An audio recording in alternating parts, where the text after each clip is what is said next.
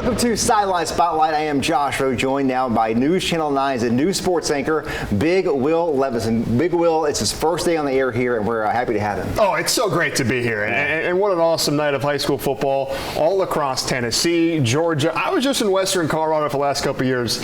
Let me tell you, there's a lot of talent in this area. No doubt about that. It's some great ball. It's been fun to watch. So next week, it'll all be Will. I'll be getting out of the way and doing news. This is Will's show. We're gonna get him started here tonight. Let's start with some games tonight. How about that? Yeah, let's get to it. Let's get to it. Whitfield County, Northwest Whitfield taking on Southeast tonight. Yes, indeed, Josh. A big one down in Georgia, and it's a treat for us to see the high-octane offense of the Northwest Winfield Bruins. Senior quarterback Gavin Knuckles letting it fly, dropping it perfectly into the breadbasket of Corbin Bates. Northwest already have 21-0 on their rival Southwest Whitfield. And folks, how about some special teams? Few things in this sport are prettier than a well-executed punt return, and I think Kyle Cummings could teach a class on punt returns. I mean, he's making this look easy, gliding past the defenders, but folks, no, this is not a replay. Kyle Cummings says, why do it once when I can do it twice? This one looked even easier than the first back-to-back punt return touchdowns for number one in white Northwest Whitfield. Stomps on their rival on the road, all Bruins, 59-7. Punt return class, I like it. Good job, Will. All right, let's go to Dalton here. Harmon Field Catamounts looking for a win number one on this season, home against Cartersville. Braylon Hill, he's good. Hits the edge. You can't catch that young man. 50 yards. He ran all of them.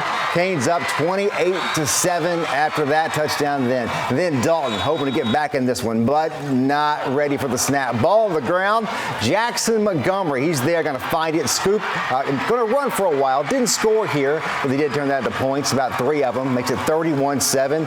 Cartersville. Then again, going to give it to Hill again. The screen. They're going to push on him a little bit. Going to try to trip him up. None of that is going to work. Hill is a good man. Look at him go. Touchdown again. Cartersville wins this one, 45-14. Some scores around Georgia tonight. North Murray getting gets the win against Murray County, 49-0. Cambridge playing at Calhoun. Cambridge wins that one, 52-42. And Lafayette on the road at Tryon. Lafayette wins that one, 32-14. More scores in Georgia. Sonoraville, 35. Coahulla Creek, 14. North Cobb Christian on the road at Ringgold. Ringgold wins, 34-27. Then Chattooga playing on the road at Gordon Central. Gordon Central wins that one, 21-14. One more score in Georgia here. Christian Heritage gets the win against Dade County, 35-3 in the final. And let's head back over to the border to Tennessee. Baylor is back in action after last week's game at Brentwood County was canceled due to weather. The Red Raiders are home tonight, welcoming LFL Academy, who made the trip all the way from Missouri. And the Red Raiders, of course, littered with weapons all over the field. The screen pass to Caden Dewey, and he does the rest. A lot of space and a lot of speed for Dewey. And look at this, boy, a vicious tackle here at the end, but that's still 6. And it's Toga night at Baylor High School, a very festive student section. Of course, one of the most exciting arms in America, Louisville commit Briggs Cherry showing off the touch, but Mississippi State commit Kobe Barrett showing off the athleticism, diving for that one, and Barrett, well, he finishes it off in the flat, bullet his way home for 6. But LFL Academy, they're a legit program. They did not drive all this way for nothing. Check this play out, folks. Tony Wolford diving for it. How did he come up with that one? Beautifully done. LFL, they would hang in tight, but Baylor fends them off 42-30. Red Raiders win it. And Boyd Buchanan is off to a hot start this season, averaging over 40 points per game. Tonight they're at Notre Dame, and the Bucks do not waste time. How about the fullback rumbling his way home? Fisher Kira Kittis, say that 3 times fast, and the Boyd band is in the house. They're loving it, and well, the Bucks fans, they'll love this. Another long drive ends in a touchdown run. This time it's Sebastian Jones. 15-0 Bucks, and Boyd Buchanan just kept lugging the rock, stretching it over. This time it's the freshman TJ McReynolds. All Boyd Buchanan in this one. They cruise past the Irish. 58-13. The Bucks are 4-0. And more scores around Tennessee tonight. Innsworth beats McCallie tonight, the 2-time defending state champ. They lose on the road. Innsworth, a good program. We know that. 20-10 the final there. McCallie loses tonight there in Nashville. Sequatchie County playing Marion County. Marion County wins that one 16-0. Maryville on the road against the Cleveland. Maryville wins that 44-0 there in Bradley County. Speaking of Bradley County, Bradley Central playing on the road from Farragut. Bradley Central wins that one 24-10. Ray County gets a win on the road road, a 35-13 against Saudi Daisy. And Red Bank wins at home 47-6 against East Ridge. More big stories in Tennessee after this break. We'll check in on two teams who have been unbeaten before tonight. Tyner, Ottawa, and East Ridge. Hamilton actually goes to Signal Mountain. Those stories, those games after this break. Sideline Spotlight is sponsored by Chattanooga Closet Company. Welcome back to Sideline Spotlight. Tyner has been one of the more exciting teams in the area so far. The Rams are 3-0. Two of those wins by just 1 point.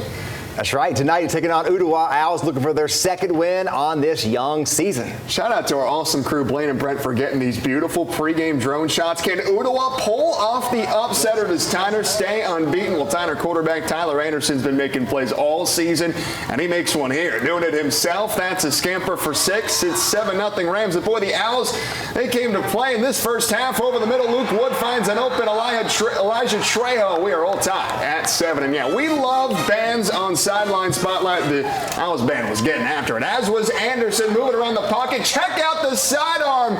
And Joe Jefferson, he does the rest. The stiff arm and the speed. No lack of talent on this Tyner team. Rams retake the lead. But Ottawa in front of their rocking home crowd. This is actually an away game for them, not going away. Keyshawn Powell has the lane, and he's in with ease. So, folks, we had a tie game in the first half. Tyner and Ottawa knotted up at 14, but boy, it was a different story from there. All Tyner Rams from that point on, they put up 62 in a big win over Ottawa. 62-14 is the final. East Hamilton looking to stay unbeaten. They welcome in the Eagles of Signal Mountain. East Ham, they didn't waste time in this one. Wyatt Miller finds his way in for 6. Hamilton already up big, but they're not done. And check out Jaden Haywood on this run, finding a lane. And whoop! A gorgeous juke from Haywood. Hurricanes extend the lead. They're up by 35. But Signal Mountain, they would find their way home a couple times. Here it's Eli Walker rumbling his way in for 6, but East Hamilton, they had the exclamation Hurricanes. Cruise to 4-0. All them at home, 57-15. Is the final. All right, some more scores from around Tennessee tonight. Meigs County, they're on the road to McMinn Central. Meigs County with the win, 29-8 in that one. South Pittsburgh winning 2 in a row here, beating Brainerd 63-0 at home. Grace Christian at home against Silver Dove Academy. Grace Christian wins that one, 45-24. McMinn County on the road to Lenoir City. McMinn County wins that one, 52-13. Sweetwater, Polk County wins 35-28, and Brentwood Academy beats CCS here in Chattanooga 38-6, the final in that one. Still ahead tonight. One Signal Mountain assistant coach going above and beyond, both on the field and off the field. Unique way he is inspiring not just his players, but students across the school. The first to look at more scores from around Tennessee.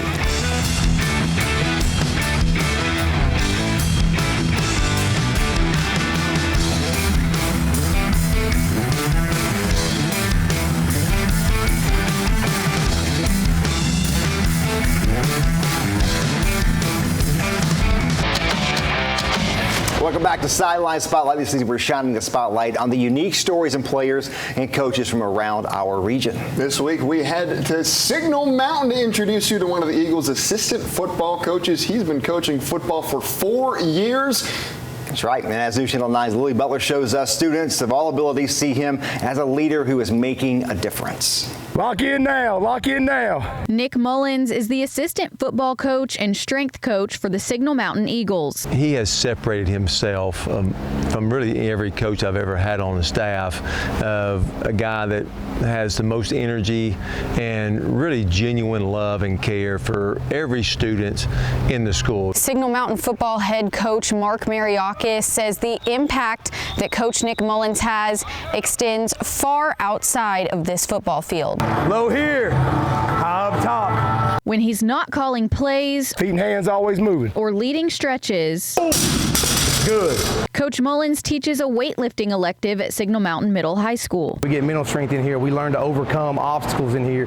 It's not comfortable. It's hot. A class designed for all students. I hung it from above and I just let it stretch him. He doesn't see Christopher any different than any of the football players or really probably any other student in that building. Christopher Tilgis may have physical challenges. No matter who comes through the doors, we're all on the same playing field. So we don't look at each other as weak, strong. But his mom, Lori, says Coach Mullins expects the same from Christopher as he expects from his football players. If he knows that adults believe in him and expect things out of him, he will soar. He will be excited. This smile is something Coach Mullins says keeps him motivated. There you go. Keep practicing. You keep pushing that, like it's okay to fail, and then they get that, and then from there on out, they're shooting for the moon. And no matter how students are feeling when they walk into Coach Mullins' class, My man, come on, buddy. Every day they come in here, they're loved, and they're going to get better. They're going to walk out a different person every day. Coach Mariakis says Coach Mullins' energy follows him, whether he's walking through these doors or on this turf. On Signal Mountain, 1, 2, 3, and go! Lily Butler, News Channel 9. And we are highlighting great stories from local teams, players, and coaches all season on Sideline Spotlight. You can help out as well. Contact information for our newsroom is on your screen right now. Reach out by email, social media. If you know somebody who deserves a spotlight, we would love to hear from you. And Friday Night Rivals is back next week. Our crew will be in East Ridge as the Panthers welcome the Central Pounders. Coverage starts at 7 p.m. on the CW Chattanooga. You can also watch the game on our News Channel 9 YouTube page. We are talking SEC football next, specifically the big one, Tennessee, Georgia. See which key players won't be on the field for the Big Orange tomorrow and why the Dogs believe they'll be more than ready for their first big test of the year. Welcome back to Sideline Spotlight. Yeah, it's time to talk SEC, and it's time to talk the biggest game of the week, maybe even the biggest game of the season. It's going down in Knoxville. The 15th-ranked Volunteers welcome the 6th-ranked Georgia Bulldogs. Excitement is at an all-time high on Rocky Top. College game day will be there. Our Lily Butler will be there, and the fans are going to check her. Nealon, it's been 8 years since the Vols have beaten the Georgia Bulldogs, but if they want to break that losing streak, they will have to do it without their 2 starting defensive backs. ESPN reports Jermon McCoy and Ricky Gibson III will not be in action tomorrow. McCoy is recovering from a torn ACL he suffered in January. Gibson hurt his left arm in the team's opener against Syracuse. Sophomore Colton Hood and a transfer from Colorado and freshman Ty Redmond will start on the outside. As for Georgia, this will be their first real test of the season. The Dogs' first 2 games were a bit on the lighter side, beating Marshall and Austin Peay, but the offense, well, it struggled a bit, especially last week, turning the ball over twice off of fumbles and failing to score at Austin Peay's 1-yard line at the end of the first half, but the defense has shined, holding their opponents to 7 and 6 points so far this year. Coach Kirby Smart says he expects it to be a physical game, and the team has been preparing for this since camp. The overall mantra and overall mental mindset and makeup of our off-season program is, to play with toughness and composure and try to win more moments than the opponent. And there's going to be a lot of moments in this game, and you may lose 1 or 2, but we're just trying to win more moments.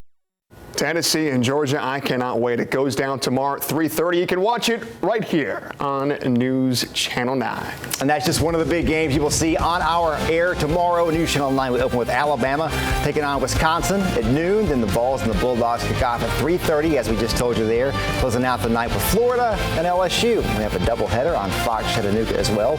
Oregon takes on Northwestern at noon. And then Oregon State playing Texas Tech 3:30. Over on the Chattanooga CW, you'll see number 5 Miami taking on 18th ranked South Florida. That game is at noon. Another stacked day of college football. Chattanooga Mocs will be back at Finley Stadium tomorrow night. They take on Stetson in their home opener. It's been a tough start for the Mocs so far this season, coming off back-to-back blowout losses to Memphis and Tennessee Tech. The Mocs have been in a unique situation after losing and gaining players in the transfer portal this offseason. Coach Rusty Wright expected some growing pains with the new group early in the season, but he says it's time for the team to get ready and get help for that first win of the season. I don't care what it looks like. We got to go find a win somehow, some way, and that's the biggest thing is we have to go find a way to win a football game. This group needs it. They got to understand it. They got to understand what that feels like. UTC, Stetson kicking off at 6 o'clock tonight. Tomorrow night, actually, things will not get any easier for the Mocs after that. Next week, they'll head to Texas to face ranked Tarleton State. Then after that, the Mocs will begin SoCon play. That's right. And that is our show for this Friday night. Big thanks to our outstanding crew. Well, we have had so much. Good job, Will. I mean, this has been a blast. Your debut. Outstanding, sir. It's been one of the biggest and one of the most exciting nights of my life. Thanks for tuning in. Thanks to our crew. Have a great weekend. And please, as always, stay safe out there.